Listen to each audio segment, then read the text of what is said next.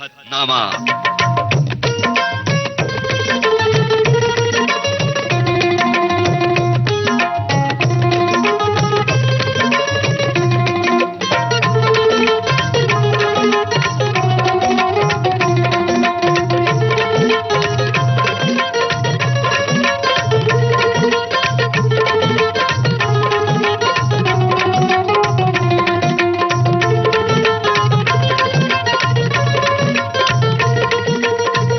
आज के सेहतनामा कार्यक्रम में आपको सुनवा रहे हैं गैस्ट्रोएंट्रोलॉजिस्ट डॉक्टर विपुल राय राठौड़ से यूनुस खान की बातचीत।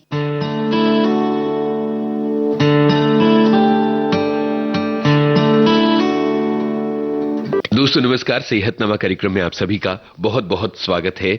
आज हमारे साथ हैं पेट के रोगों के विशेषज्ञ डॉक्टर विपुल राय राठौड़ और हम बात करने वाले हैं पाचन संस्थान से जुड़ी बीमारियों और उनके उपचार के बारे में।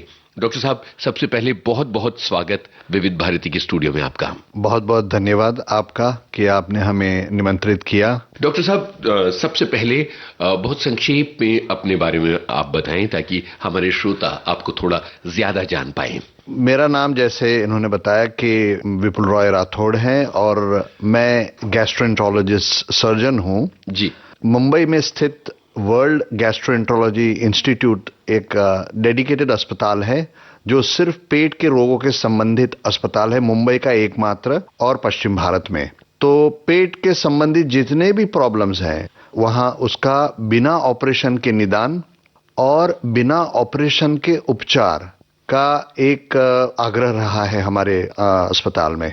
तो इसीलिए बहुत एडवांस टेक्नोलॉजी और विज्ञान का वहां प्रयोग होता है और उसकी वजह से पेशेंट्स को सर्जरी वगैरह हम अवॉइड कर सकते हैं। तो ये मैंने शुरुआत की एडवांस एंडोस्कोपी की 1998 में। एक टेक्नोलॉजी थी एंडोस्कोपिक सोनोग्राफी जिसको मैं लेके आया जर्मनी से पहली बार भारत में, और तब से ये 20 साल में हमने इसको डेवलप किया है। तो हाँ, ये WGI अंधेरी स्थित है मुंबई में अस्पताल, जहां पे मैं फुल टाइम डायरेक्टर के तौर पे काम करता हूं। जी डॉक्टर साहब, अब बातचीत का सिलसिला शुरू करते हैं। और जब हम इस बारे में रिसर्च करते हैं तो पाते हैं कि जो पाचन संस्थान की समस्याएं हैं, पेट की समस्याएं हैं, इनका जो आकार है ये बहुत बड़ा है। सारी दुनिया में बहुत सारे लोग पेट की समस्याओं से परेशान हैं और इससे उनकी जीवन शैली पर भी असर पड़ता है, काम पर भी असर पड़ता है। मुझे बताइए कि सबसे ज्यादा गंभीर समस्या पेट से जुड़ी कौन सी है, क्योंकि आप बहुत डेडिकेटेडली इसी क्षेत्र में काम कर रहे हैं। देखिए, बहुत उचित सवाल आपने किया है। अब मुझे लगता है कि गंभीर तो मैं पहले नहीं बताऊंगा आपको कि गंभीर क्या है जी, पर जो बहुत कॉमन है आम जीवन में लोगों को, हर एक शहर या छोटे गांव में, लेवल 2 सिटी में जो आज लोगों की समस्याएं हैं, जो बदहजमी है, पेट खराब होना, गैस होना, एसिडिटी होना। जी।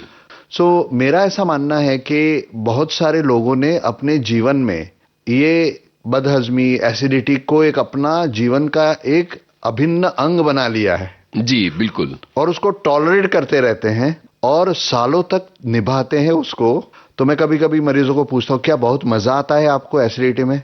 नहीं नहीं सर, पर हमें पता ही नहीं चला क्या करना चाहिए, हम कुछ एसिडिटी की दवाई ले लेते हैं। तो मेरे मानने में आज एसिडिटी, गैस, ये बहुत कॉमन प्रॉब्लम है।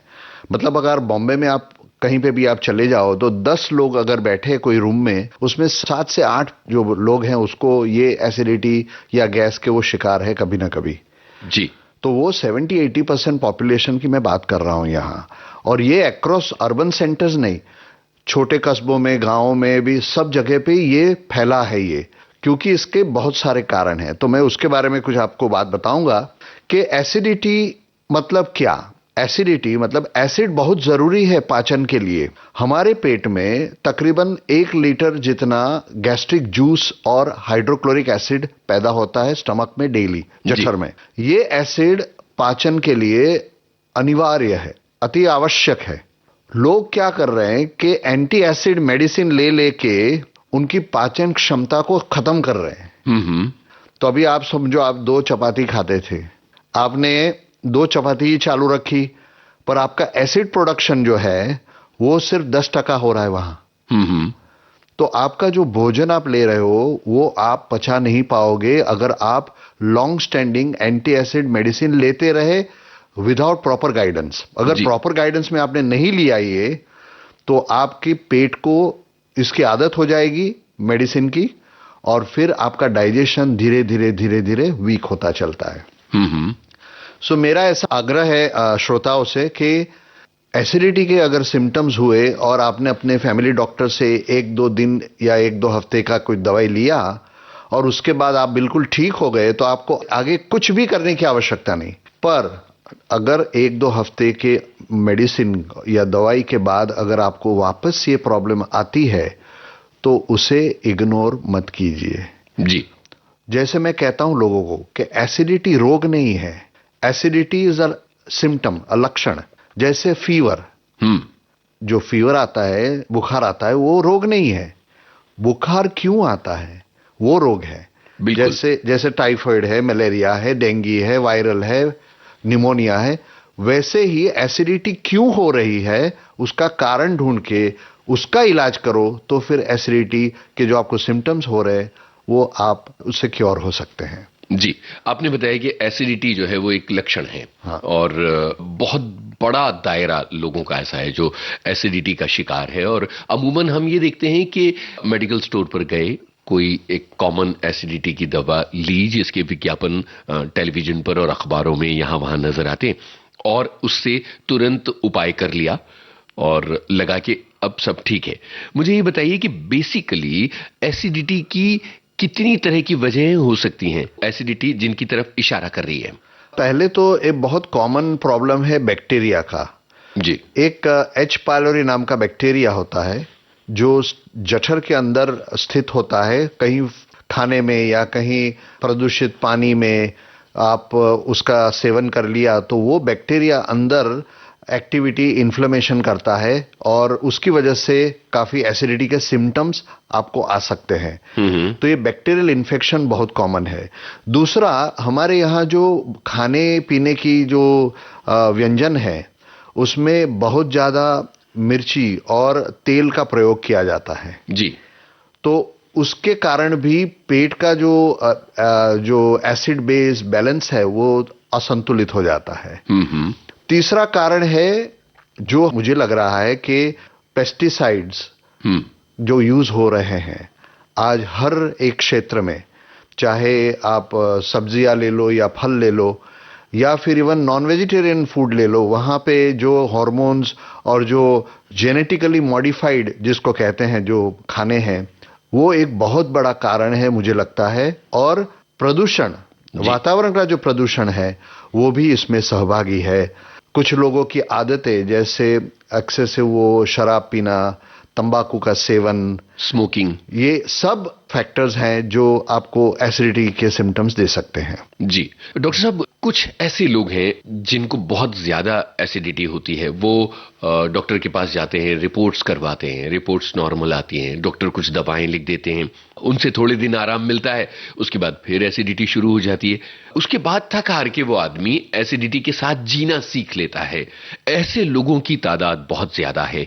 आप इन लोगों को क्या विशेषज्ञ सलाह देना चाहेंगे? बहुत उचित प्रश्न पूछा आपने। पहले तो मैं जो आपने पहले बात बताई थी कि कुछ मरीज ओवर द काउंटर ड्रग्स लेते हैं। जी, अब मैं आपको कुछ मेरा जो अनुभव है 20-25 साल का भारत में गैस्ट्रोएंटरोलॉजी के फील्ड में, उसके आधार पे मैं कुछ आपको बताऊंगा। ये मेरा निजी अनुभव है। तकरीबन 80 से 90% पेट के रोगों के जो कैंसर होते हैं, जो पाचन संस्था के कैंसर होते हैं, वो असाध्य हो जाते हैं जब तक उनका निदान होता है भारत में। ये मेरे खुद का प्रैक्टिस का अनुभव है। इसका मेन कारण यही है कि हम कोई भी पेशेंट को कोई भी सिम्टम्स होते हैं उसको हम इमीडिएटली उसका निदान नहीं करते हैं। और आपने जैसे बताया ओवर द काउंटर दवाई ले ली और थोड़ा चलाया, फिर किसी पड़ोसी ने बोला वो दवाई ली, फिर चलाया आपने, फिर आपके फैमिली डॉक्टर ने कुछ महीने 2 महीने आपको दवाई दी, फिर कोई एमडी फिजिशियन ने आपको महीने 2 महीने दवाई दी, उसमें एक 5-6 महीने का समय निकल जाता है। तो इसी के संदर्भ में मैं आपको पहले एक चीज बताऊंगा एक केस बताऊंगा जिसमें 58 साल की महिला को सिर्फ एसिडिटी, जलन होने की कंप्लेन थी छाती में और पेट के ऊपर के भाग में। जी। तो उन्होंने जैसे मैंने बताया वही क्रम में दवाई का प्रयोग किया और 6 महीने व्यतीत हो गए इसमें। 6 महीने पश्चात किसी ने उनको बताया कि पेट के रोगों के स्पेशलिस्ट को आप दिखाइए। तो वो सीधे हमारे यहाँ आए और आप मानोगे नहीं, जब हमने उनकी हिस्ट्री ली तो उनको थोड़ा वेट लॉस भी था, वजन भी कम हुआ, एक 5-7 किलो ये 6 महीने में, और थोड़ा थोड़ा निगलने में तकलीफ भी होने लगी थी। तो हमने बोला यहाँ अगर एसिडिटी का प्रॉब्लम है लंबा समय से जो चल रहा है, ये मरीज को मोस्ट इंपॉर्टेंट 3 इन्वेस्टिगेशन लगते हैं तो कारण मिलेगा। एक तो है खून का जांच हम करते हैं, दूसरा हम एक टेस्ट करेंगे पेट की सोनोग्राफी, और तीसरी है एंडोस्कोपी जो दूरबीन की जांच है। एंडोस्कोपी, एंडो मतलब अंदर, स्कोपी मतलब टू सी इनसाइड, अंदर जाके झांकना है जी। तो वो एंडोस्कोपी में वो महिला को स्टेज 4 अन्ननलिका कैंसर निदान हुआ पहली बार। वो पहला इन्वेस्टिगेशन था वो लेडी के लिए। जी जी। सो मेरा ऐसा मानना है जैसे आप अगर अपनी 4 व्हीलर या 2 व्हीलर चला रहे हो, अगर उसमें कुछ आवाज आने लगी जो नॉर्मल नहीं है तो आप क्या करोगे? इमीडिएटली आपकी गाड़ी को आप पार्क करोगे और आप चेक करोगे कि क्यों ये आवाज कर रही है। पर हम जो है हमारे शरीर की जो सिग्नल्स हैं, वो जो सिम्टम्स हैं, उनके ऊपर ध्यान नहीं देते हैं। जी। मैं हमेशा कहता हूं कुदरत ने इतनी अमेजिंग टेक्नोलॉजी है, ये हमारा शरीर इतनी इंटेलिजेंस है उसमें कि अगर थोड़ा भी प्रॉब्लम हुआ तो हमें सिग्नल देगा कि यहां प्रॉब्लम है, इसको आप ध्यान दो और उसको सुधार दो। तो मेरी श्रोताओं से एक ही रिक्वेस्ट है कि अगर 2 हफ्ता से ज्यादा अगर एसिडिटी की किसी को भी शिकायत है और अगर निदान नहीं हुआ है कि एसिडिटी का कारण क्या है, तो वो पेशेंट को मिनिमम अगर कोई इन्वेस्टिगेशन करना है तो मैंने जैसे बताया 3 इन्वेस्टिगेशन, एक खून की जांच, एक सोनोग्राफी पेट की और एक एंडोस्कोपी। इसको हम अपर जीआई एंडोस्कोपी बोलते हैं, ओजीडी मतलब इसोफेगो गैस्ट्रो डियोडिनोस्कोपी मैंडेटरी है। तो हम अर्ली स्टेज में क्यों है इसके कारण वो पता कर दें। अगर कैंसर की शुरुआत भी है अगर अर्ली स्टेज में, तो हम वो एंडोस्कोपी से वो कैंसर का इलाज भी कर सकते हैं ताकि कोई बड़ा ऑपरेशन या फिर कीमोथेरेपी की आवश्यकता ना हो। डॉक्टर साहब, बहुत महत्वपूर्ण बातें आपने बताई हैं और जाहिर है कि बहुत सारे लोगों को इन जानकारियों से, इन सलाहों से मदद मिलेगी। और इस कार्यक्रम में हम आपकी पसंद के कुछ गाने भी बजाएंगे, तो बताइए कि यहाँ आपकी पसंद का पहला गाना कौन सा होगा? मुझे लगता है पहले तो म्यूजिक का मुझे बहुत शौक है। मैं थोड़ा संक्षिप्त में बता दूं, हमारे अस्पताल में पूरे दिन मतलब सुबह से लेकर रात तक राग बेस्ड म्यूजिक बजता है, चाहे वोकल हो या इंस्ट्रूमेंटल हो, क्योंकि हमारा ऐसा मानना है कि भारतीय शास्त्रीय संगीत जो है उसमें बहुत हीलिंग प्रॉपर्टीज हैं और ये म्यूजिक हमारे मरीजों का एनेस्थेशिया का या सिडेटिव का जो डोज है वो भी घटा देती है। अगर वो म्यूजिक बज रहा है तो अगर किसी को म्यूजिक के बगैर अगर 5 ml लगता है तो म्यूजिक के साथ उसको सिर्फ 2 ml में उस नींद आ जाती है जी। तो हम चाहेंगे कि आज कुछ आप शास्त्रीय संगीत बेस कुछ गाने, फिल्मी गाने बजाएं तो हमें अच्छा लगेगा। बिल्कुल, तो बताइए कि पहला गाना आपकी पसंद का हम कौन सा बजाएंगे? मुझे लगता है कि हम बजाएंगे अलग अलग जो हमारे महारथी वो गायक थे फिल्मी म्यूजिक के। हम शुरू करेंगे आई थिंक मन्ना डे साहब से, बहुत कंट्रोल था उनका शास्त्रीय संगीत में। तो लागा चुनरी में दाग, दिल ही तो है फिल्म, दिल ही तो है, यस। तो वो हम सुनेंगे, हमारे श्रोता आई होप कि वो एंजॉय करें।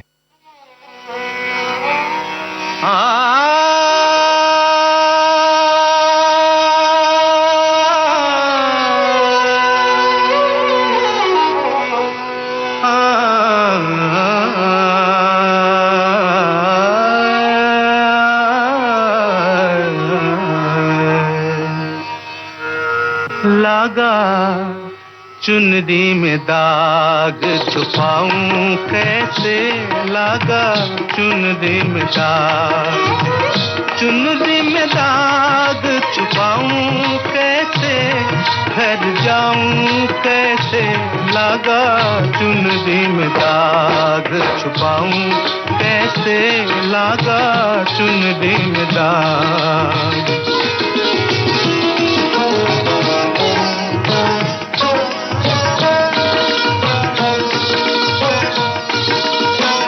हो गई मैली मोरी चुनरिया, कोरे बदल सी कोरी चुनरिया, हो गई मैली मोरी चुनरिया, कोरे बदल सी कोरी चुनरिया।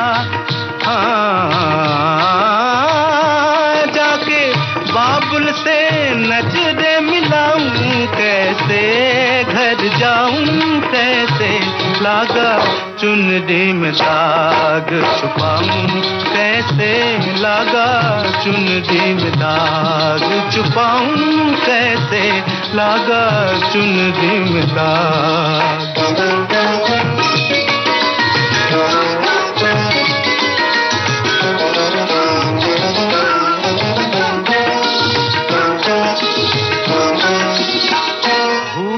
गई सब वचन विदा के, खो गई मैं ससुराल में आके, भूल गई सब वचन विदा के, खो गई मैं ससुराल में आके।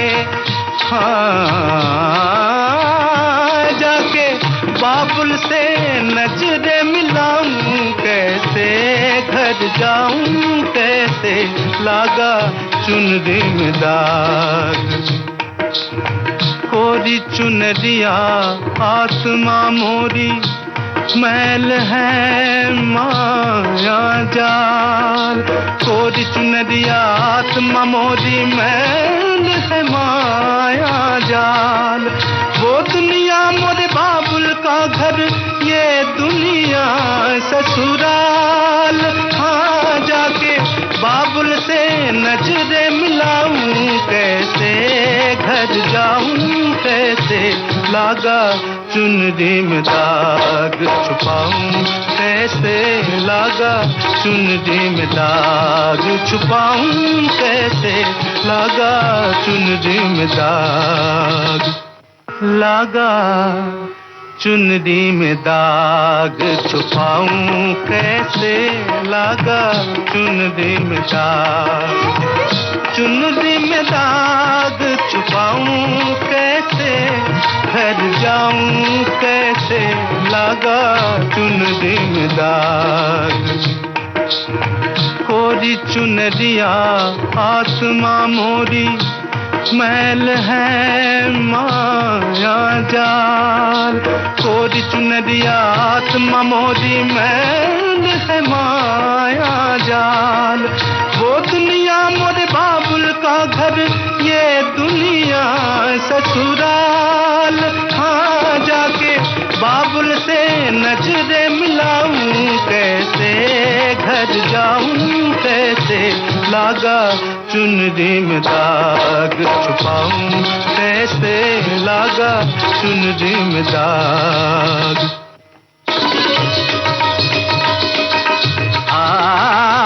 dim tanana dirtanum tanadere nadim tanana dirtanum tadere nadim tanana dirtanum tadere nadim nadere dere tanadere tanatum dirtadare tare dani dim tanana nadir dani dani dani dani dim tanana dirtanum tanadere nadim tanana dirtanum tadere na सब ससुर न 3 ग्राम बंसी बाजे ये तो तनि तनि निधनि दा पपा मग माधा गम मगर था धादा कृता चरण धरन धरत पाग परत नहीं परन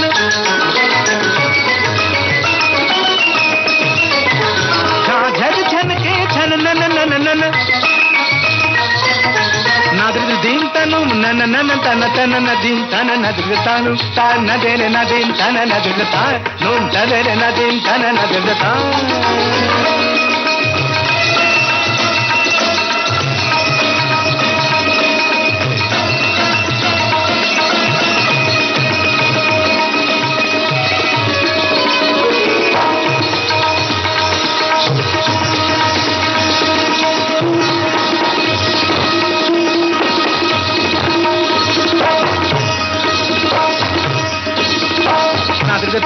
dim tanana dim tanana dim tanana dum tanana dum tanana dum tanana dim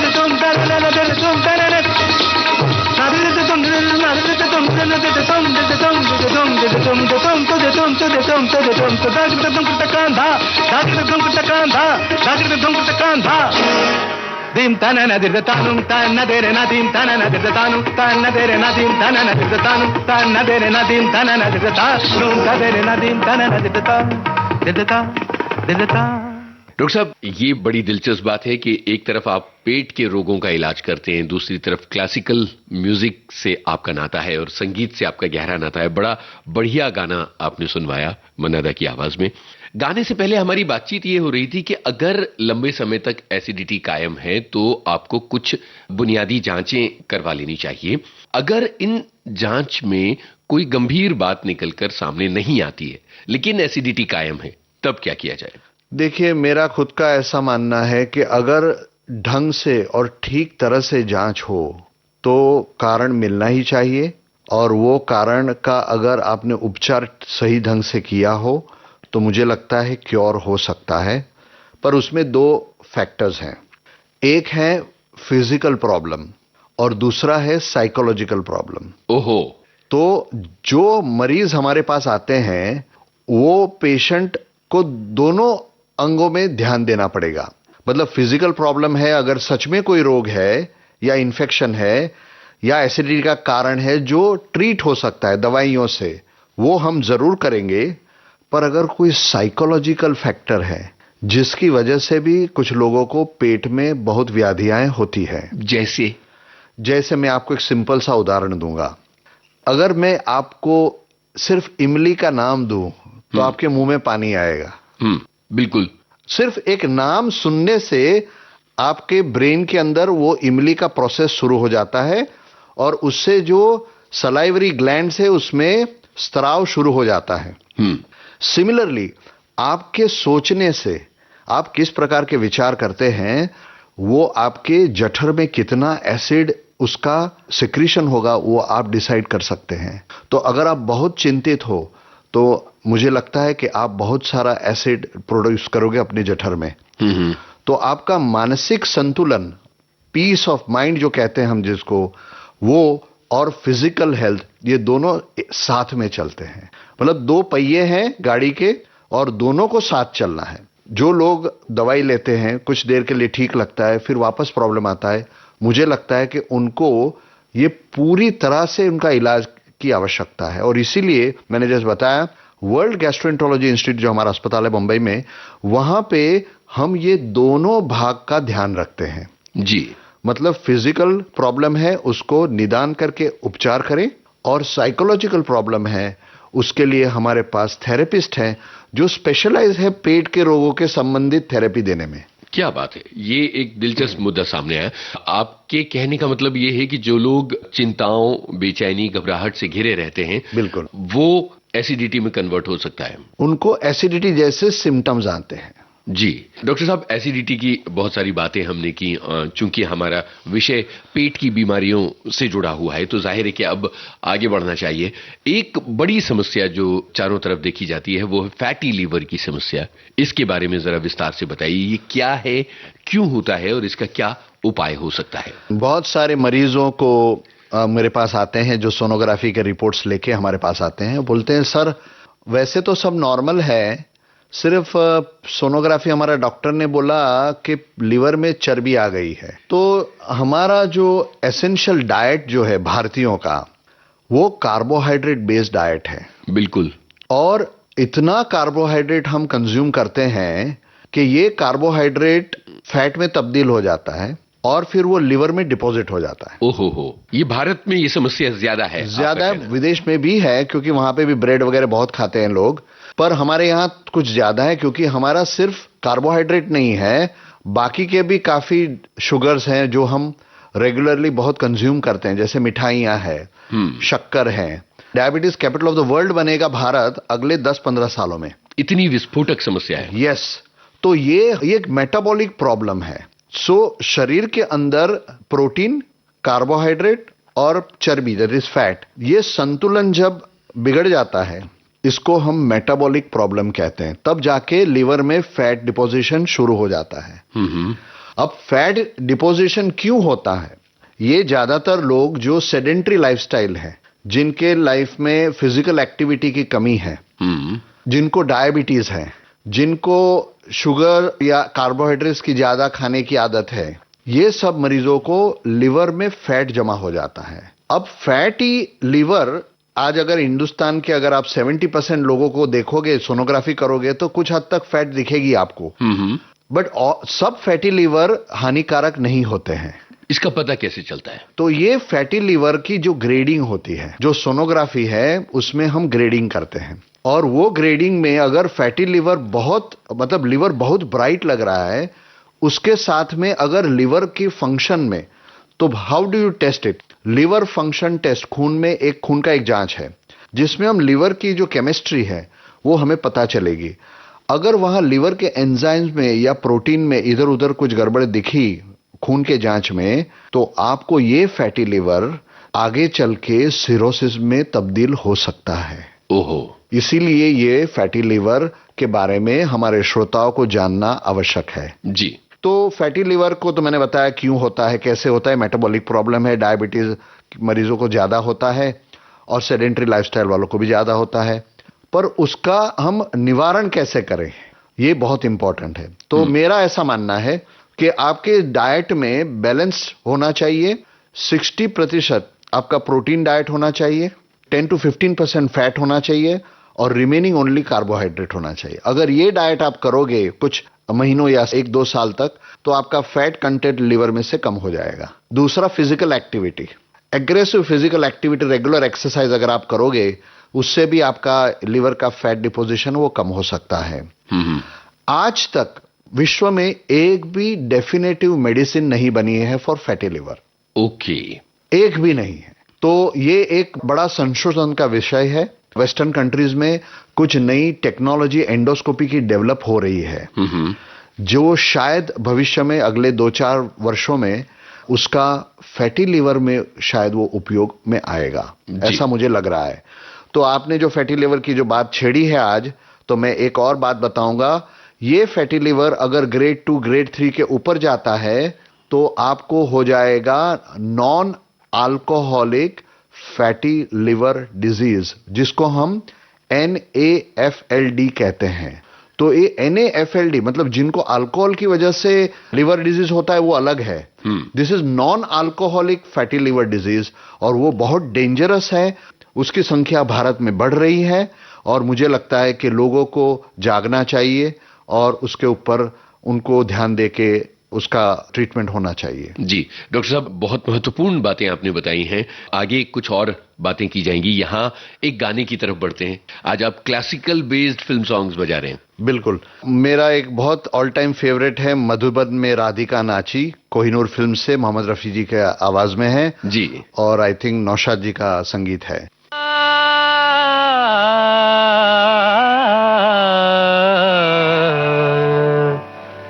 Madhuban में राधिका नाचे रे, मधुबन में राधिका नाचे रे, गिरधर की मुरलिया बाजे रे।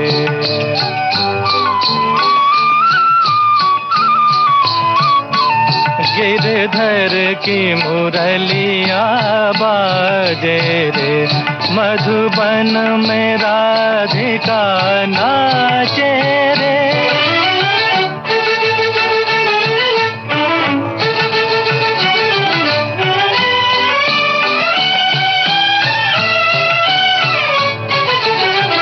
पग में घूंघर बांध के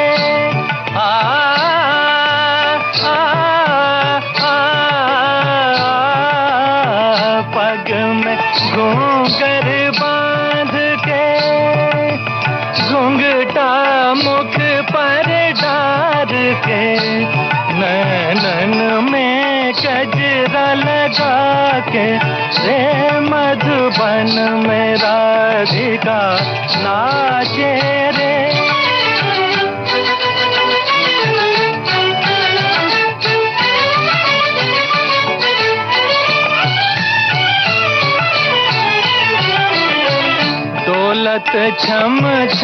कामनी आ, आ,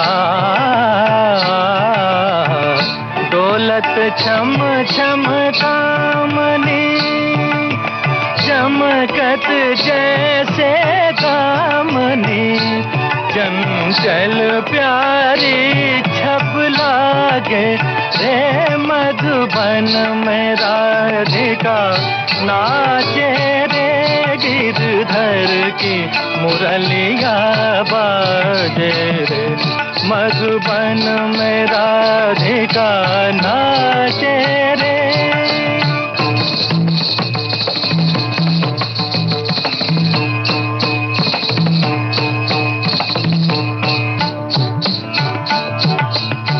मृदंग बाजे तिरकिट धूम ताता मृदंग बाजे तिरकिट धूम ताता नाचत छूम छूम तथई तथई तथा छूम छूम छनन छूम छूम छनन क्रांता क्रांता क्रांता था था था मधुबन में राधिका नाचे रे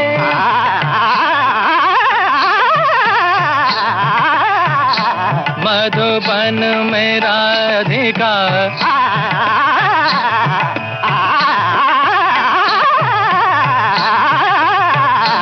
मधुबन में राधिका नाचे रे मधुबन में राधिका।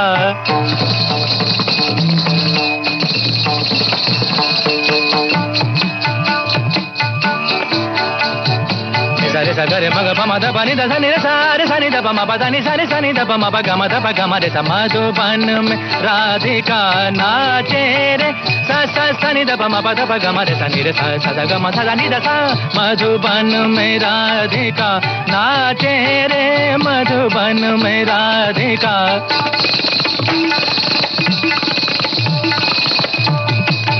ओधे नादर दिरतानी ताधारे धीम धीम तना नादर दिरतानी ताधारे धीम धीम तना नादर दिरतानी ताधारे धीम धीम तना नादर दिरतानी ताधारे ओधे ताना धीर धीर ताना धीर धीर धीर धीर तुम धीर धीर धीर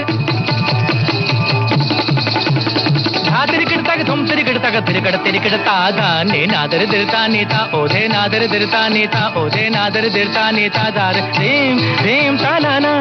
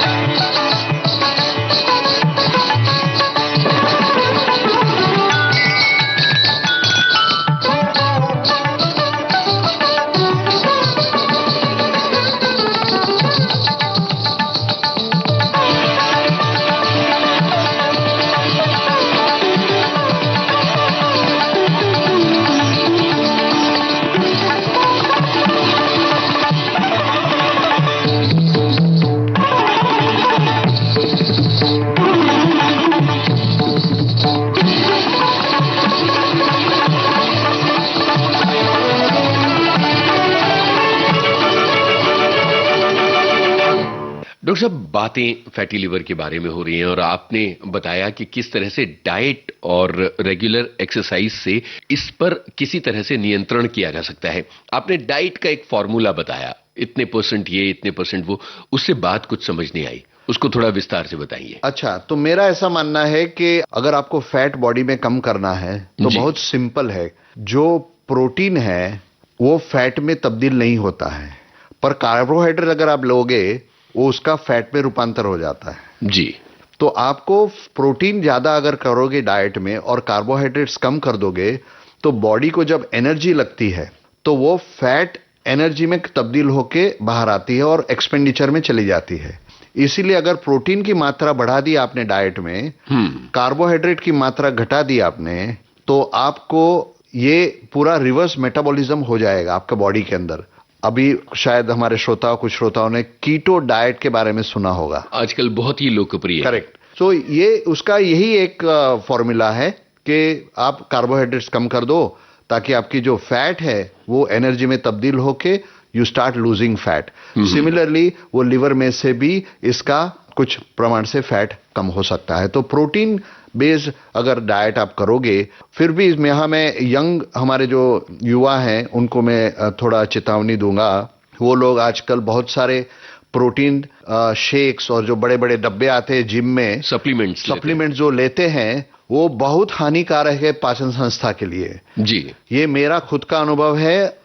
सैकड़ों ऐसे यंग जवान जो बॉलीवुड के और टेलीविजन के स्टार बनने के सपने से बंबई आते हैं और वो जिम में जाके ऐसा करते हैं और मुझे फिर मेरे पास आते हैं और मैं जब उनकी एंडोस्कोपी करता हूं तो हमें पता चलता है कि उनके ये जो प्रोटीन और जो सप्लीमेंट्स है उसमें जो केमिकल्स हैं, वो जो प्रिजर्वेटिव्स जो यूज करते हैं, उससे उनमें नुकसान हो सकता है। तो मेरी आपसे राय होगी कि सप्लीमेंट्स से जितना आप दूर रहो उतना अच्छा है। नेचुरल प्रोटीन फॉर्म अगर आप ले सकते हो वो ज्यादा उचित रहेगा। डॉक्टर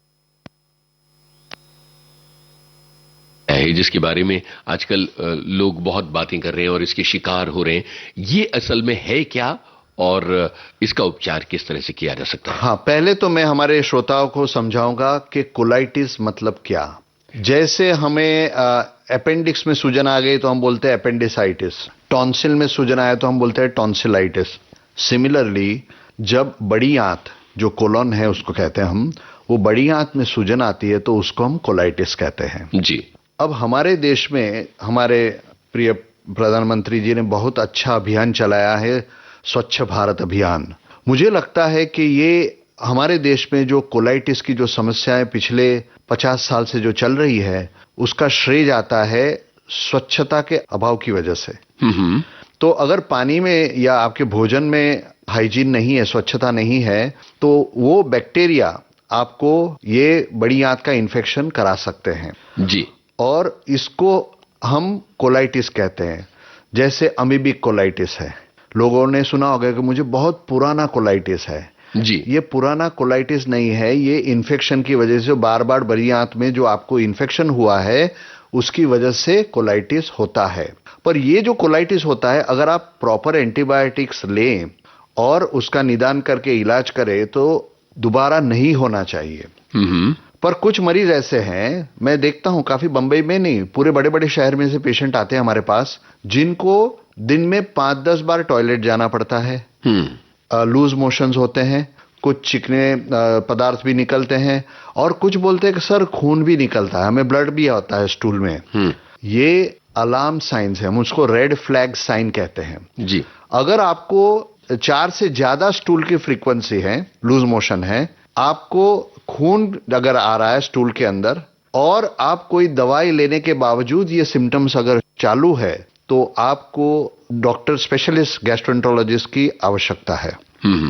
स्पेशली 45 साल के उम्र के ऊपर जो भी व्यक्ति हैं उनको अगर खून आया स्टूल में तो उनको कोलोनोस्कोपी नाम का जो एंडोस्कोपी का जो टेस्ट है बड़ी आंत का, वो कंपलसरी है। जी। मैंडेटरी, आप अवॉइड नहीं कर सकते। अब हमारे देश में तो ऐसे गाइडलाइंस नहीं आए हैं, पर मैं आपको बताऊंगा कि America, Europe, London, UK, Australia और बाकी के जो विकसित देशों हैं वहां 45 साल के उम्र के ऊपर के कोई भी व्यक्ति को अगर आपको हेल्थ इंश्योरेंस लेना है तो आपको स्क्रीनिंग कोलोनोस्कोपी आवश्यक अंग है। जी। क्योंकि वहां कोलोन कैंसर की मात्रा बहुत बढ़ रही है। उसका कारण है पाश्चात्य खाना, जी, preservatives, GMO food, lot of pesticide use in the food. और मेरा ऐसा मानना है कि जो लोग ज्यादा नॉन वेजिटेरियन डाइट का प्रयोग करते हैं उनमें कोलोन की बीमारियां हमें ज्यादा देखने को मिली है। तो कोलाइटिस जो आपने बोला उसमें 2 प्रकार के मेन कोलाइटिस हैं। एक है अल्सरेटिव कोलाइटिस और दूसरा है क्रोन्स कोलाइटिस। ये ऑटो इम्यून डिजीज है, ये गंभीर बीमारी है और ये क्रॉनिक बीमारी है। तो मेरा ऐसा मानना है कि कुछ खून की जांच, एक सोनोग्राफी, पेट की सोनोग्राफी और एक कोलोनोस्कोपी आवश्यक है ये जांच के लिए कि आपको कौन से टाइप का कोलाइटिस हुआ है, और वो कोलाइटिस का निदान के पश्चात आप उसका अगर प्रॉपर तरीके से ट्रीटमेंट लेंगे तो आप बहुत कंफर्टेबल और ये रोग से मुक्त हो सकते हैं। जी डॉक्टर साहब, यहाँ एक गाने के लिए रुकते हैं, तो बताइए कि अब आप कौन सा गाना इस कार्यक्रम में बजवाना चाहेंगे? आई थिंक एक गाना नैन से नैन। जी बिल्कुल, ये गाना सुनते हैं। जनक जनक पायल बाजे फिल्म का ये गाना। बिल्कुल बिल्कुल बिल्कुल।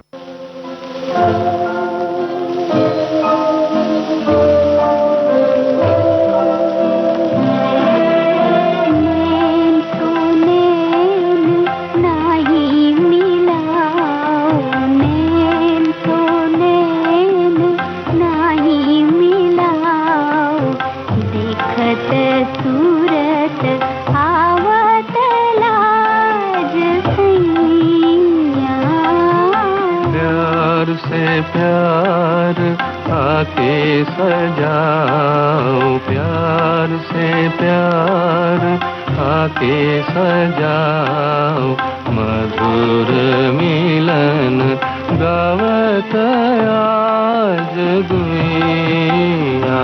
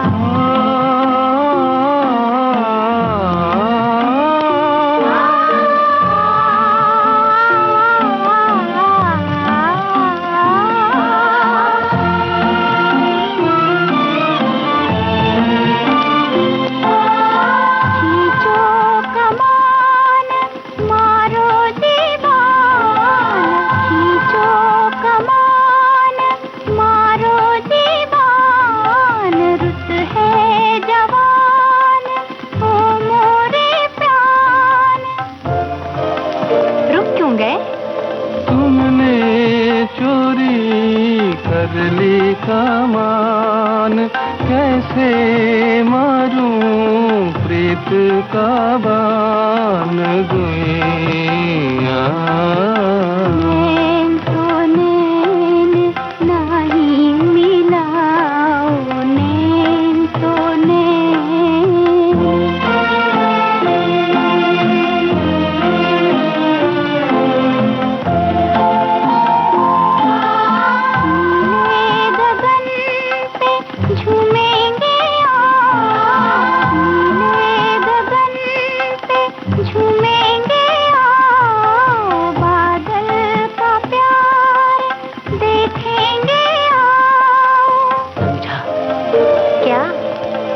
बादल नैया है बिजली पतवार, हम तुम चल दे दुनिया के पार गुइया।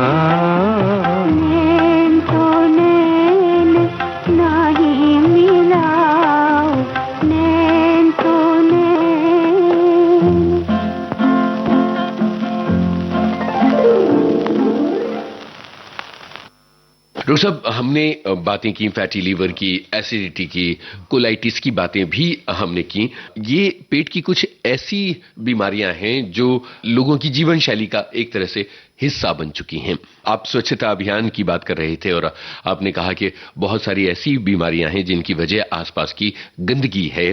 स्ट्रीट फूड भारत में बहुत ज्यादा लोकप्रिय है और उसके बिना तो कोई शायद ही जीता हो। कई बार पेट के कीड़े जो हैं वो एक गंभीर समस्या बन जाते हैं, अमीबासिस या इस तरह की जो दूसरी समस्याएं हैं। इस समस्या पर जरा विस्तार से जानकारी दीजिए। मुझे लगता है आपने बहुत अहम मुद्दा छेड़ा है स्वास्थ्य के और स्वच्छता के बीच। स्ट्रीट फूड हमारे देश में लोकप्रिय भी है और बहुत स्वादिष्ट भी है पर मुझे लगता है कि प्रशासन को बेसिक फूड हाइजीन का एक गाइडलाइंस इम्प्लीमेंट बहुत स्ट्रिक्टली करना चाहिए। मैंने कुछ विदेशों में देखा है कि वहां पे भी स्ट्रीट फूड अवेलेबल है, पर वहां स्ट्रीट फूड कंट्रोल्ड एनवायरनमेंट में वो लोग सर्व करते हैं और कुछ गाइडलाइंस फॉलो होती है। हमारे यहाँ ये स्वच्छता की जो गाइडलाइंस है वो ना के बराबर होती है। स्ट्रीट फूड में जो बात करता हूँ, जो ठेले पे मिलते हैं, जो हमारे रोड साइड्स पे जो छोटे छोटे पोर्टेबल आउटलेट्स हैं, मुझे लगता है कि वहाँ हमारे प्रशासन को बहुत स्ट्रिक्ट हाइजीन के इम्प्लीमेंटेशन की आवश्यकता है, क्योंकि वहीं से मुझे लगता है ज्यादातर लोग को बीमारियां होती, जैसे कोलाइटिस है, टाइफाइड है, पीलिया है, जॉन्डिस है, हेपेटाइटिस है, वो बाकी के सब जो इन्फेक्शंस हैं पेट के, वो सब कीड़े की जो आपने बात की, तभी सभी तरह के जो कृमि है जी, वो सब कृमियों के रोग यहाँ से, मतलब ना कि मैं सिर्फ स्ट्रीट फूड की बात करूं, पर पानी बिल्कुल। और मेरा श्रोताओं से एक निवेदन है कि बाहर अगर आपको खाना ही पड़ा तो कोई भी गर्म चीज आप खाइए जो तली हुई है, जहां पे बैक्टीरिया है वो मर गए हैं, वो बॉइलिंग ऑयल जो है उसके अंदर। आप कोई भी अनकुक्ड चीज मत खाइए, मतलब जो पकी नहीं वो चीज को हाथ मत लगाइए, जैसे सलाद है, चटनी है, सैंडविच है, जहां पे पानी का प्रयोग होता है पर वो पानी उबला नहीं है क्योंकि अनकुक्ड है वो फूड। पानी पूरी उसमें सबसे बड़ी चीज है। हाँ, सो अभी आपने बहुत इम्पोर्टेंट बात बताई। मैं कभी कभी इन फन मोमेंट में बोलता हूँ, हमें हमारे पेशेंट्स को, स्पेशली महिलाएं हमारी हैं, ज्यादातर उन लोगों को बहुत अच्छा लगता है जी। तो मैं काफी पाता हूं उनमें कि ये इन्फेक्शन वहां से ही आता है कि ठेले वाला आता है, पानी पूरी लेके आता है, हफ्ते में एक दिन फिक्स रहता है, कुछ ऐसा। अच्छा। हाँ, और फिर बहुत कुछ समस्याएं होती है उनसे। तो मेरा एक ही आग्रह है कि अगर आपको अनकुक्ड फूड खाना है, वो घर के एनवायरनमेंट में अच्छी तरह से प्रोसेस किया, क्लीन किया हुआ ही खाना चाहिए। मैं अगर बाहर पंचतारक होटल में भी अगर जाता हूं कोई मीटिंग के लिए, वहां मैं कभी भी सलाद नहीं खाऊंगा जी, चाहे वो 5 स्टार हो या 7 स्टार हो। मैं सिर्फ कुक्ड जो खाना है वहीं पे जाऊंगा। वो बेस्ट तरीका है कोई भी पेट की समस्या से दूर रहने का। जी। अमूमन लोग ये सोचते हैं कि सलाद तो जो है वो बहुत हेल्दी है और वो कहीं भी लिया जा सकता है, लेकिन आज आपने लोगों के सामने एक लाल झंडा बिल्कुल लगा दिया है कि कहां कौन सी चीज खतरनाक साबित हो सकती है। डॉक्टर साहब, बीच में एक जरूरी बात जो आई थी वो ये थी कि आजकल जो फर्टिलाइजर्स का इस्तेमाल बहुत ज्यादा हो रहा है, चाहे वो ग्रेन्स हो, फ्रूट्स हो, वेजिटेबल्स हो, इन सभी चीजों में हो रहा है। आपने नॉनवेज की भी बात की कि हार्मोनल उपचार के जरिए उन्हें तैयार किया जाता है। इस सब से होने वाले नुकसान से तो बचा भी नहीं जा सकता, तो क्या पेट के रोग होना अब पूरी तरह से पक्का है और इससे बिल्कुल नहीं बचा जा सकता? मुझे लगता है कि जैसे मैंने आपको बताया कि प्रशासन को इसके बारे में बहुत सोचना पड़ेगा। मैं आपको एक छोटा सा वाकया बताता हूं। मैंने 22 साल का एक यंग लड़का जो इंजीनियरिंग पास करके आया और उसको पीलिया हो गया, जॉन्डिस हो गया।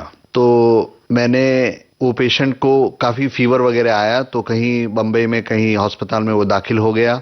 उन्होंने कुछ इन्वेस्टिगेशन किए पर कुछ समझ में नहीं आया क्या चल रहा है।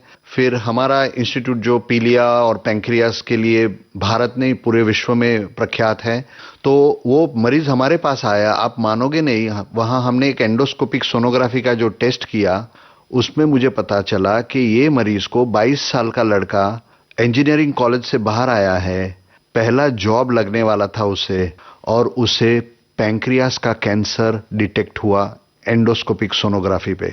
इतनी छोटी उम्र में? हाँ, और ये ना सिर्फ पैंक्रियास में कैंसर था, बट ये कैंसर लिवर में फैल गया था, इसलिए उसको पीलिया भी हो गया था। हमें जो पेस्टिसाइड का जो यूज है, जो मॉडर्न टेक्नोलॉजी और साइंस जो हम यूज करते हैं कृषि क्षेत्र में, उसके ऊपर बहुत स्ट्रिक्ट नियंत्रण की आवश्यकता है। जी डॉक्टर साहब, यहां एक गाने की तरफ बढ़ते हैं, फिर आगे की बातचीत की जाएगी। तो हम सुनेंगे बैया ना धरो। क्या बात है, दस्तक फिल्म का ये गीत लता मंगेशकर की आवाज में है। बैया ना धरो,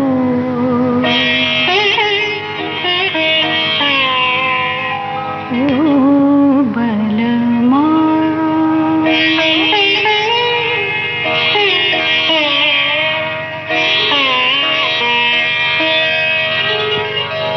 बैया ना धरो ओ बलमा, बैया ना धरो ओ बलमा, ना करो मुझसे रार, बैया ना धरो ओ बलमा।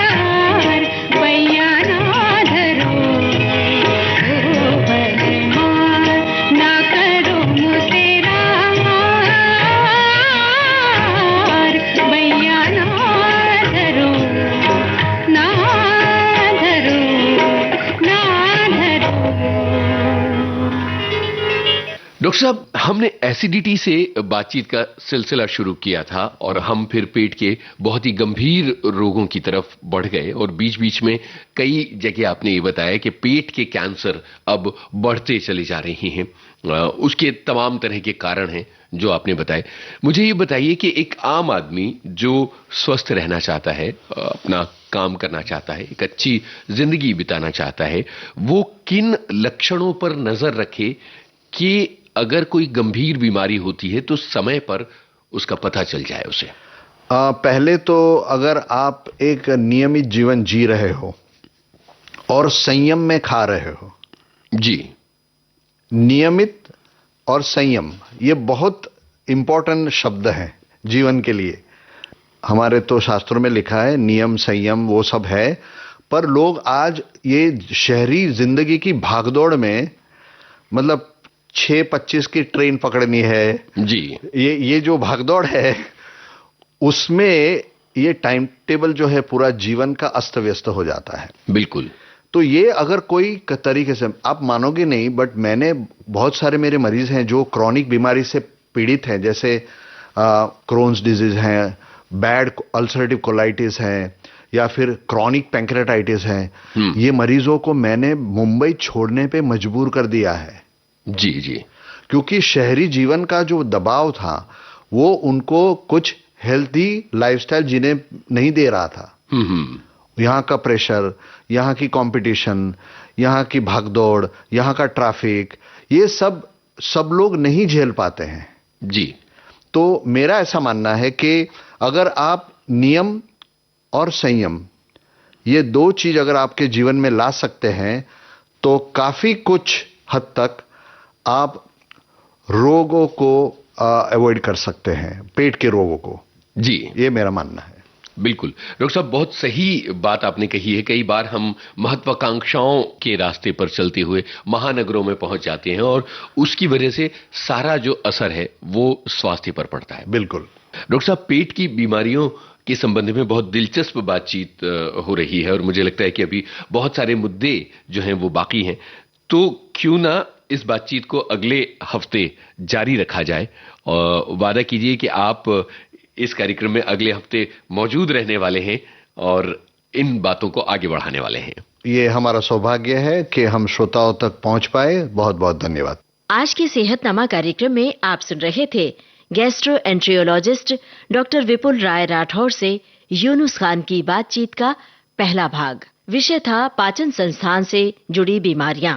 इसका दूसरा भाग आपको सुनवाएंगे अगले सोमवार को सेहतनामा कार्यक्रम में। चलने से पहले आपको बता दें, इस कार्यक्रम में प्रस्तुति सहयोग आकांक्षा सिंह का था, तकनीकी सहयोग सुषमा सुरटकर का। इस कार्यक्रम के प्रस्तुतकर्ता रामकरण मीणा।